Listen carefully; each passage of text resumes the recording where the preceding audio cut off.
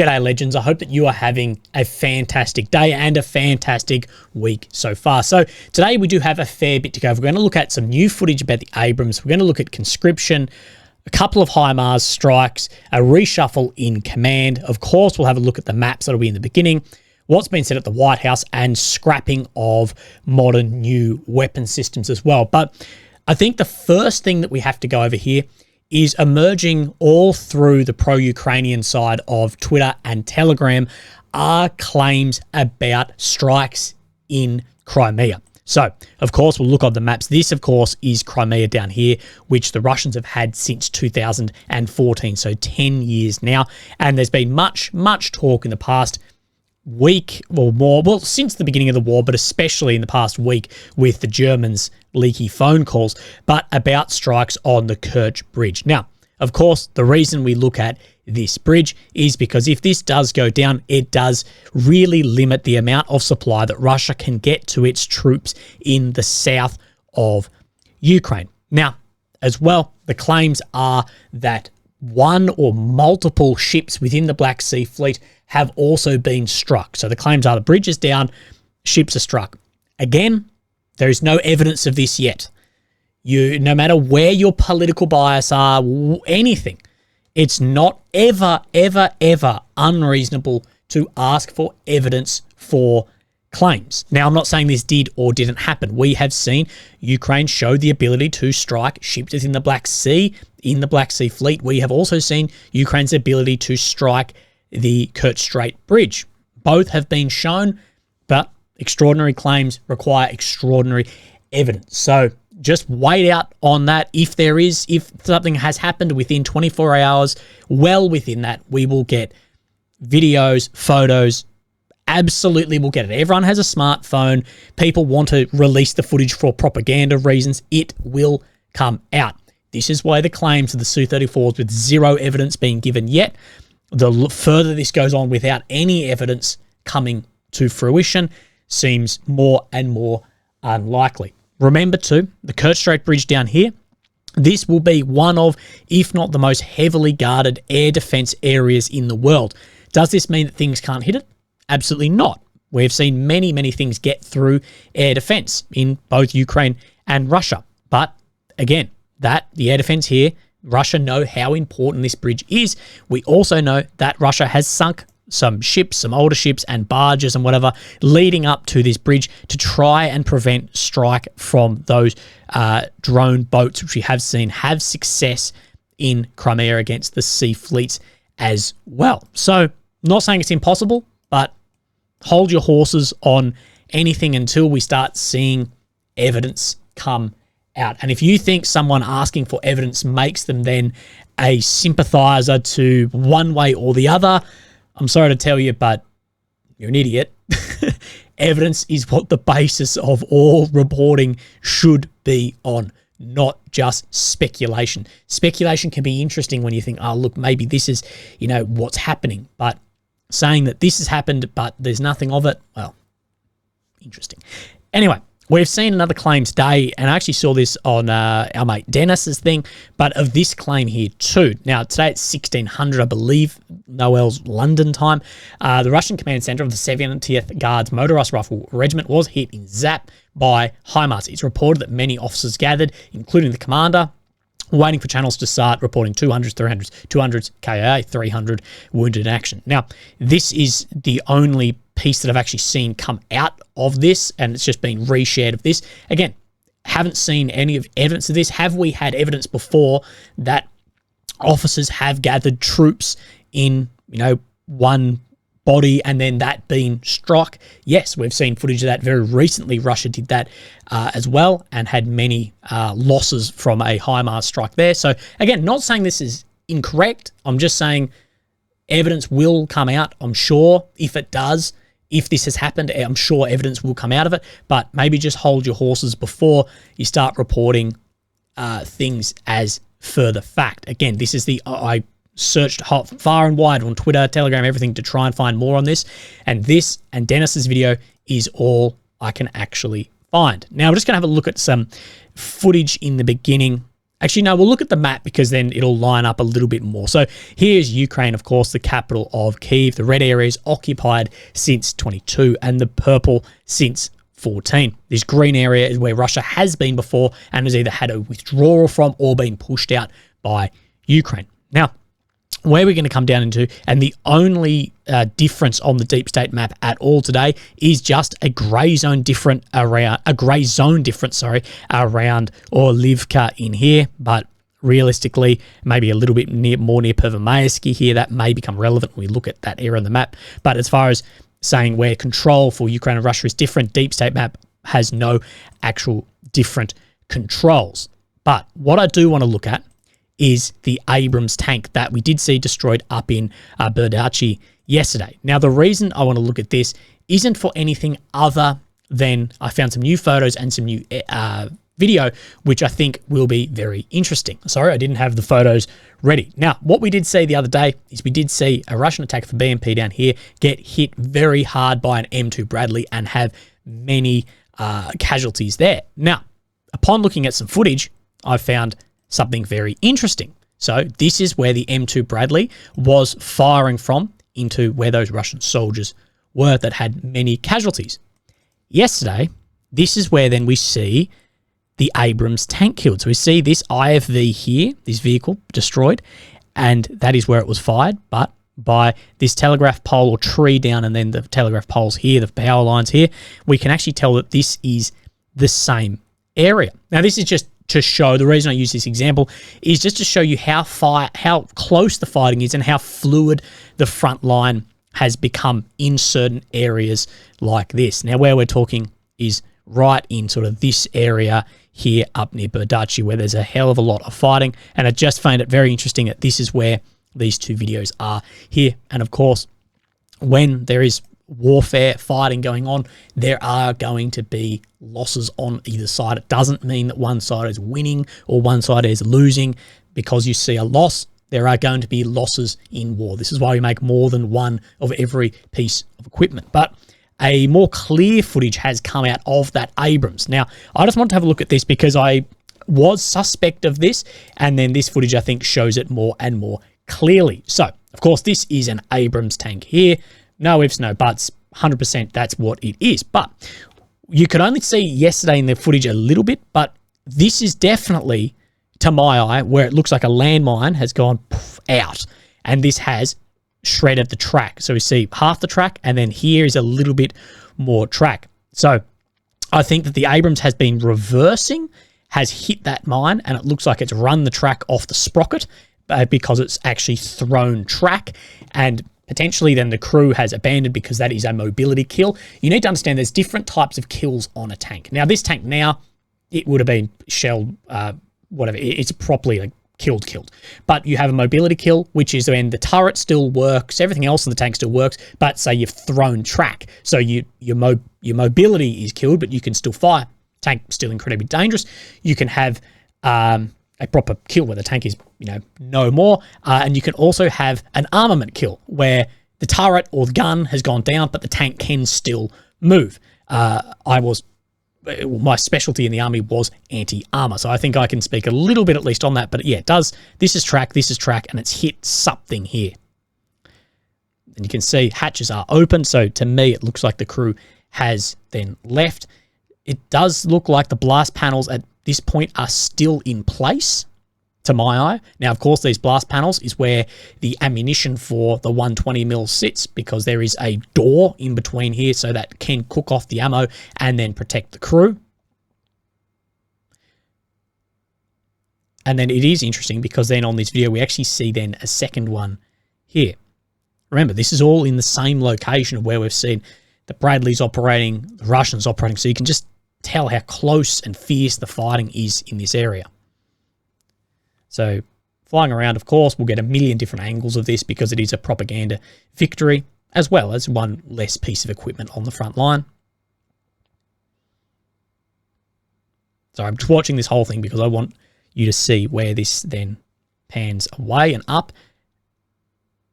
So Berdachi as well. Then we move across. You can see just things on fire. There's a lot of fighting. And then we zoom in on then a second Abrams. Of course, blowout panels have been blown off here. You can see where the sighting system sits and as well the front cupolas. And this one has had a fair bit more damage. Now, again, I'll just show this because it gives us an idea of how fierce and close the fighting sits within that Avdiivka first line of defense for Ukraine, which is Berdachi, Semenivka, or at least the first defensive line. Of course, the first line of defense was where the front line was sitting prior, but we haven't seen any major shifts on that map either. Now, Orlivka in here, which is where we've seen over the past few days that Russia has expanded their control. It's been accepted, that expansion, by then the deep state map. We know Syriac showed that for a couple of days, but we have this thermal footage here of then HIMARS operating and striking targets here as well. So these areas are being fought for absolute tooth and nail. Now, let's have a further look at the maps. Now, where I will start is General Tarnavsky, who he was very outspoken when Avdiivka fell. We've talked about him before. Now, he has had this yesterday, or last night at least, my time, on Telegram. In the operational area of Tavria aircraft missile system, the enemy carried out 14 airstrikes, which are continuously decreasing. So saying that Russia is having less and less success with their aircraft. Carried out 43 combat encounters, 950 shellings, and 90 kamikaze drones in the past 24 hours. Among other things, the Russians immediately dropped 9 chemical ammunition from UAVs, which, let me remind you, is a violation of the Convention of Prohibited of the Development, Production, Stockpiling, and Use of Chemical Weapons. And you can't use chemical weapons against soldiers. If you'd like to know more about this, I've done actually 2 full podcasts on what we see as, or what I see, I should say, as evidence of the use of these prohibited weapons before from both Russia and Ukraine, primarily using K-51, what are they called?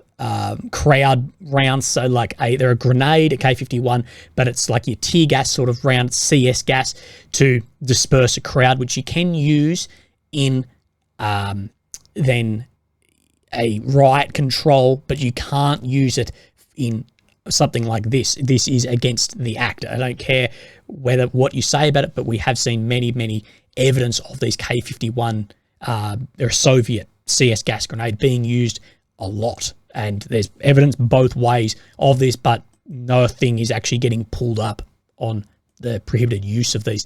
I've done a full breakdown with a combat engineer specifically about this, and a lawyer too. The situation remains difficult but under control and stabilises in the Avdiivka direction. Our troops continue to conduct a defensive operation. And then he says about the total losses here. But again, you know, I don't like to go into losses. Now, we did see just to the south, we talked about Pervomayski. We did see the only change on this map was a increase in grey zone here. So let's look at what then Syriac says. Now it's in about the same-ish area of where we saw the grey zone expansion, but northwest of Donetsk city. So of course this is Pervomayski here. This is Vodani right here. So the zoom won't fit, but it fits. The Russian made new advances here through these streets, despite earlier reports that Russian forces had reached the center of the town. In reality, the Ukrainian army has managed to repel most of the Russian attacks. So they are pushing back against the Russians here and are repelling that. So we'll see where this goes and what updates in the next few days. Now we just need to push down to the south a little bit. Now Krasnodarivka here, I don't think we have any update. No, we don't, but we know that Russia is attempting to push further and further into Krasnodarivka. Novomyarivka, I believe we have a couple of updates here, yes. So we don't see any change since then yesterday, or maybe a small little piece of just reduced control by the Russians there, maybe getting pushed out of this building here. But we do have then this update here, what shows maybe a different story. Situation southwest of Donetsk. Russian army continue advancing south and east of Novomyarivka. In addition, Russian forces restarted the advances on the axis of Pobeda, taking an adjacent forest belt. So, of course, advances on Pobeda, that means that they are pushing out in the north here to try and envelope Novomyarivka. Here we know that fighting is very fierce down here. And this is showing a different sort of image, that it's showing that it is more looking like this. But again, I don't have anything 100% confirmed of what is actually in here. I'm sure more will come out of geolocated stuff as the war moves on. Now, where are we going to go to then next? We need to move up into the north, into Bakhmut. Now, again, this map, no changes in Bakhmut. We see Klishkivka down here. We know this train line that runs through here is very important, and there has been some forward and back on this. But interestingly, on Wagner's official channel yesterday, they had these photographs of two guys with Wagner PMC patches and saying the path to Klishkivka. So there is some evidence, if you take that as evidence, that Russia could be still operating some Wagner PMC guys within Bakhmut. Now, we know that Wagner has renamed, leadership changes, whatever, but we still do see that the sort of original flag is still shown a lot, and there are still elements of that operating under that banner in both Belarus and in limited parts of Ukraine as well. So I thought that was just interesting, and that came out then yesterday. Now let's have a look at what Suryak says in Bakhmut. We know a lot of the focus has been here in Ivanovsky. Now, west of Bakhmut, the battles inside Ivanovsky continue with intensity between Russian and Ukrainian army. During the last hours, Russian troops advanced along this street and took control over the community center. About 60% of the town is under Russian control. Now, I think these maps are showing fairly similar. It's showing a little bit more control out around here in the west on the Suryak map. Maybe this map will update tomorrow, but we do know the high ground in here is very important for Russia to gain for further assaults into Chasiv Yar. Now, just move a little bit more northwards into Bilohorivka, which of course sits just in sort of the Crimea forest belt. No changes shown on this map, but Suryak does have one. So, situation on Seversk front. During the last 48 hours, Russian army managed to capture the forest belt northeast of Bilohorivka and some positions adjacent to the first streets of the locality. So if we see this quarry area here, just up to the north. But what I will say is this area seems to be incredibly fluid in this forest. It seems to go forward and back. And the reason for this, for the forest belts, is in forest built-up areas like this is where Russia doesn't have the most advantage. When you're talking just amassing troops, the numerical advantage of artillery and air support, that gets limited when you move into more built-up areas, that it's more about urban warfare, close quarters fighting, say in forest belts like this. So this is where we're seeing Ukraine have a lot of success, is areas like this, while they do have a limited amount of, say, ammunition for artillery. That does help fighting in those areas. Now, let's move a little bit more north, not as north as I was, Terny. Now, there's lots and lots coming out that Terny has been entered by the Russians. That seemingly is incorrect. Well, there's nothing to actually back that up, and Suryak has released this. There is nothing certain about Russian troops entering Terny. Positional fighting is still going on more than a kilometre from the locality. So we do know, though, that Russia is trying to push to the west to get up to Yampalivka, Terny, and if we look on this map, we can sort of see why. Because this would give a natural barrier with these reservoirs through here for where a front line can then sit. And this gives a natural barrier to hold off any offensives across from Ukraine. Also very similar to what we have seen down in the first and second lines of defense to just the west of Avdiivka as well. So yeah, there's claims about this, but it's still sitting a fair way off. Currently more so in these belts of forest. Will we see an entry here? Maybe at some point, but nothing yet is 100% confirmed in there.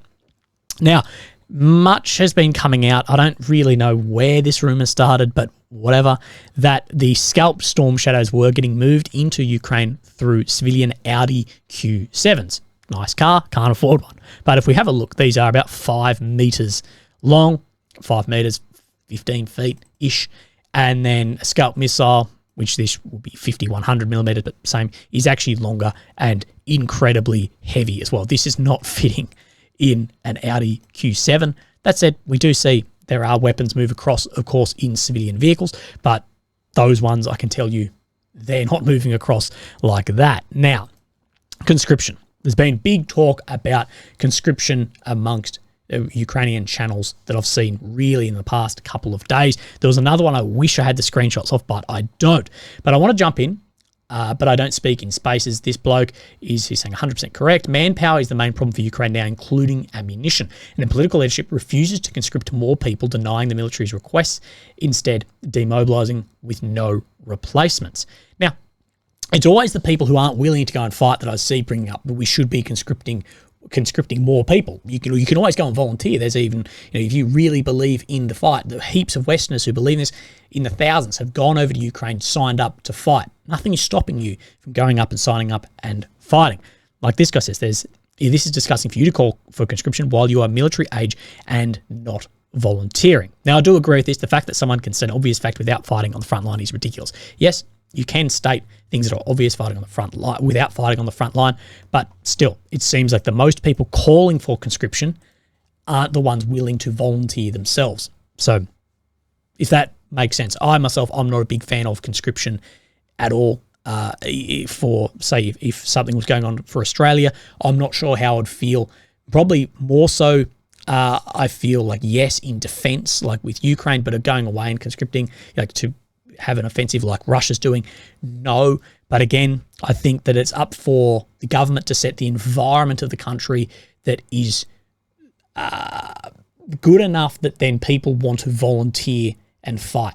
And if people have gone, I'm fleeing to Europe, I'm paying my money, I'm getting out, and to draw them back, to conscript them to go and fight, I don't know. I also have a lot of problems with how the conscription has worked previously with the level of training these people have received before being put on the front line. It is unbelievably unfair to give people a few days of training and throw them onto the front line. But that's just my 2 cents. We've seen another reshuffle in senior defense from President Zelensky as well, dismissing this Dmytro Hera as the commander of Ukraine's support forces and replacing him with this Alexander Yakovets. The support forces of Ukraine is the major formations of the country's military, responsible for operational support of troops, engineering support, EW, radiation, CAM, so CBR&D, topographical and hydrometeorological support. So this guy was a previous in a managerial position and has had that reshuffle. With, of course, this comes on the back of Zaluzny being replaced with Seversky, or Zaluzny being sacked and Seversky getting put in. So we are seeing further and further reshuffle of the senior command in Ukraine. And this all makes me think that we're not going to see a Ukrainian offensive this year. We're seeing command still getting shuffled around, as we're getting, into the first quarter of the year. We're seeing a complete lack of weapons on the front line. There's things not coming from the States, big problems. Post officers here. So postman arrives. Every time I film these, postman arrives. We have a couple of weddings coming up and my girlfriend's ordering shit and then sending it back, like trying it on. Like I would never do that, but I don't know, girls, like all my girlfriends do this. They order stuff that they can send back and try it. I don't know if that's a thing. I just order one thing and then live with it if it's wrong. What was I saying? That with the obvious equipment shortages, soldier shortages, reshuffling command, problems with economy, of course, into Poland, I think this is further and further support that we may not see a Ukrainian offensive this year. It'll be more about holding on to ground which Ukraine has currently in defense and then maybe gearing up for a 2025 offensive. We've seen that the White House speculate around this as well. It'd be interesting to see actually what then becomes of that. But if you look at this time last year compared to where we are this year, of the window of opportunity for offensive this time last year was still massive build up into this. But of course, you give another 12 months, Russia know what defenses work from the last bloody offensive. And, the options in warfare is still, you can have these fancy aircraft and missiles, but you still need armor, infantry, rolling over positions. Aircraft, missiles, they don't clear villages, they don't clear cities, they don't clear towns. You still need those elements on the ground doing it. And at this point in time, I don't think there is the power available to do this. Now, some will say that this is 4D chess. As I've spoken on before, in this war with the ISR capability, I don't believe there is such thing as 4D chess actually going on. Will we see it? I don't know. I guess we will wait. Now, this bloke, Jax Teixeira, of course, who was in the American services, has now pled guilty. Now, we see this bloke here. You probably recognize him, but for those unaware, he was the one that released all those documents. So an Air National Guard member has pleaded guilty to posting dozens of classified documents online, and it is a lot. It's like 50 This 22-year-old bloke sentenced to 16 years and 8 months in prison, working at a National Guard base, posted documents to Discord of the mapped satellite images. Now, first thing comes to mind is I just don't see how this bloke at this age, this rank in the Air National Guard had, like, I know he worked in cyber and shit, but I just do not see how he had access to this amount of highly classified stuff. I just don't see why he would ever have this at this age. Like, I don't even see why majors and shit would actually have this, like access to this amount. With high classification of this, you work on like one little thing. You don't have all the pieces to put together. That's how, so if there's a leak, there's only one leak. It's not the full thing leaked. It seems weird to me this guy had access to all of this at once. But, you know, it obviously has happened somewhere. And I think if there's not some conspiracy around this, which I know that there is, but let's say there's not, America really need to go away and have a look at their classification levels and access to things and go, holy shit, because this is classified as top secret, no fawn. So top secret is your highest of classifications, and no fawn means no foreign eyes. So that's similar to Australian eyes only, or whatever we have. So no one else can see it but that. This is the highest of the high. This is where your aliens and B-52, B-2 bombers and shit sit. How does this kid have all...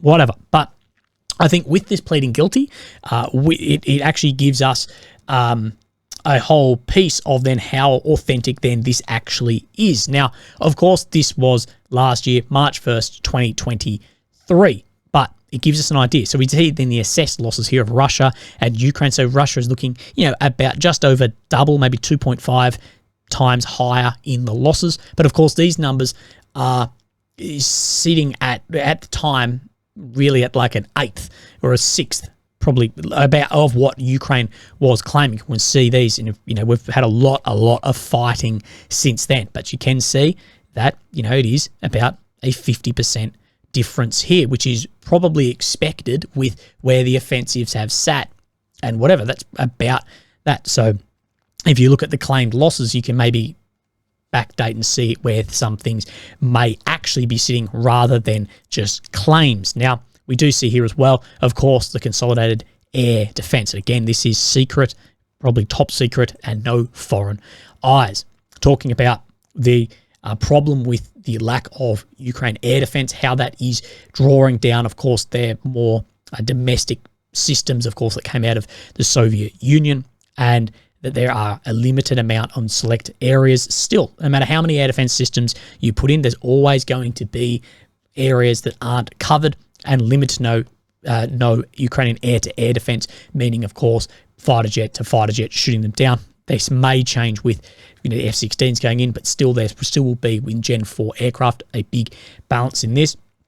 But the assessment and the risk of this is that we'll see an increase in Russian air superiority, bomber freedom of aerial maneuver for, say, unguided munitions. And I think if you see anything in the past few months, we've seen absolutely this come to fruition. Now, we see midterms here of actually how to fix this. Of course, contribution of Western air defense systems, RSD, NASAMS, Patriot, which we've seen since this go in and has swung that air defense capability in. You know, Ukraine has a lot better air defense now and delivery of NATO air defense systems at required capacity. And we have seen, as those go in, there has been a definite shift in the, at least the missiles going into cities around Ukraine, and of course, things like the A-50s being shot down. So I just thought that was interesting, and him, you know, pleading guilty, going through, does really then show the authenticity of this. But anyone who signs up to the military, you know you can't release this shit, and you know how illegal this is. He could have gone, I think how many years was it? 16? I think the 16 years is incredibly light for how much actually got released. Yeah, depending, people face death penalties for things like this. Now, Rostec, who of course make a lot of Russian arms, the CEO has come out speaking about the T-14 Armada tank, of course, Russia's most new model advanced tank here that we haven't seen yet operate on the front line. We've heard rumors, haven't seen it actually confirmed on the front line.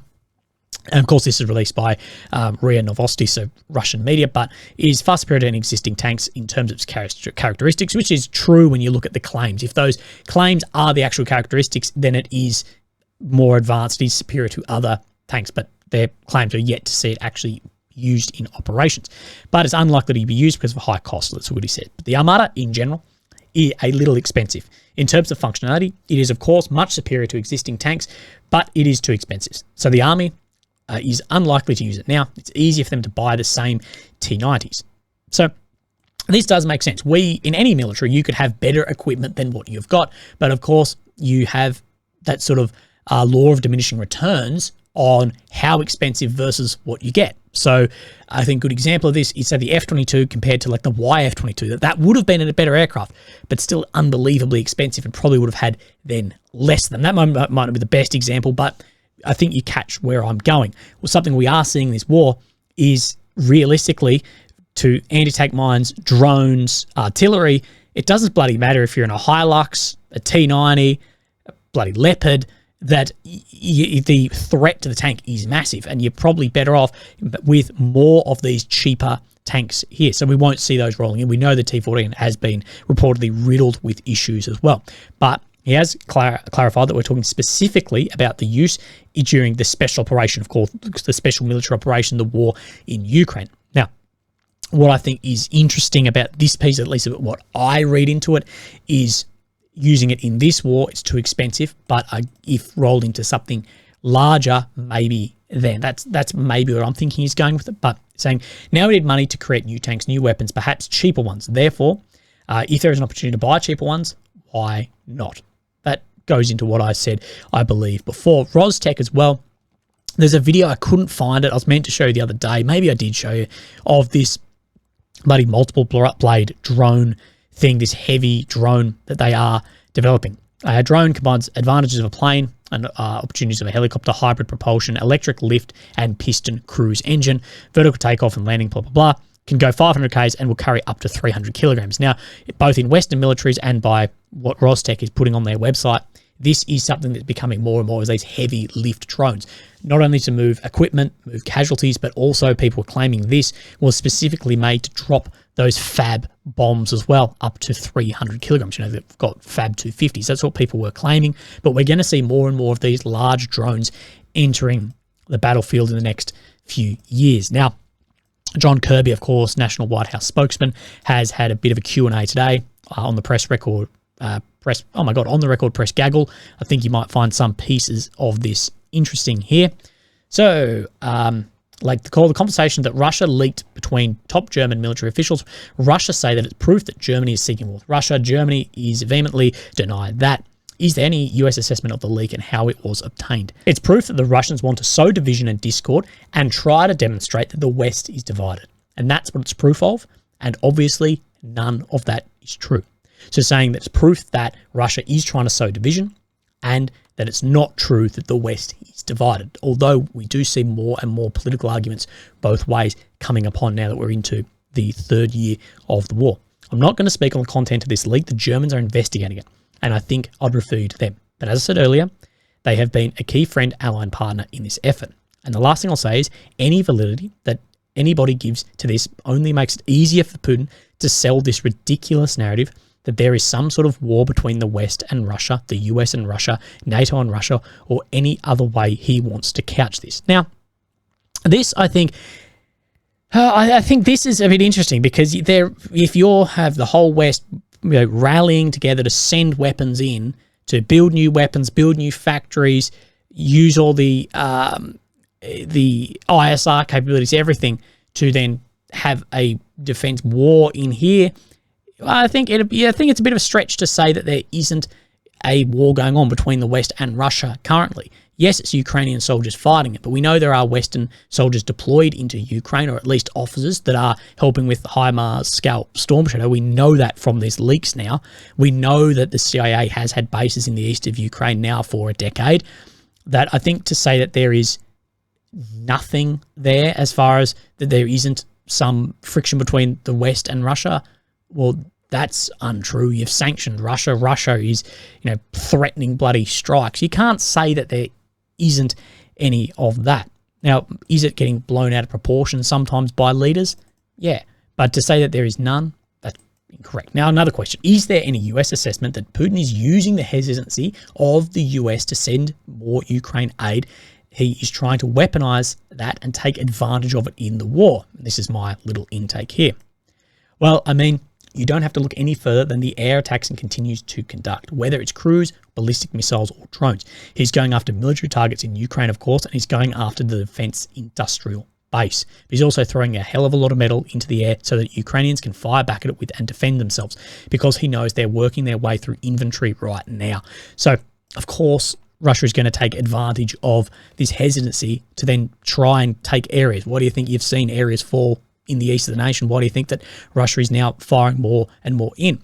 And of course, saying that they're working their way through infantry. So Russia will fire more drones, more attacks to try and use up those air defense capabilities as well. Of course, they're incredibly expensive. I've speculated before about huge drone attacks into areas to just wear out that air defense. Just a purely monetary. You've got a $20,000 drone, $1 million missile. So part of this is trying to get them to par down their inventory, because he knows the US is now not able to send a significant amount of support and aid to Ukraine. He's certainly taking advantage of what he's seeing happen on Capitol Hill, of course, with the money being held up. And I'll tell you, I mean, again, I talked about this last week and still true today. He's not stopping, not on the ground either. He's got Avdiivka over the last few days, and he's taken another couple of towns and villages to the west of Avdiivka. He's moving forward against Ukrainian defensive lines that they are having a harder time defending and holding, because they're not getting the support from the US that they have been counting on.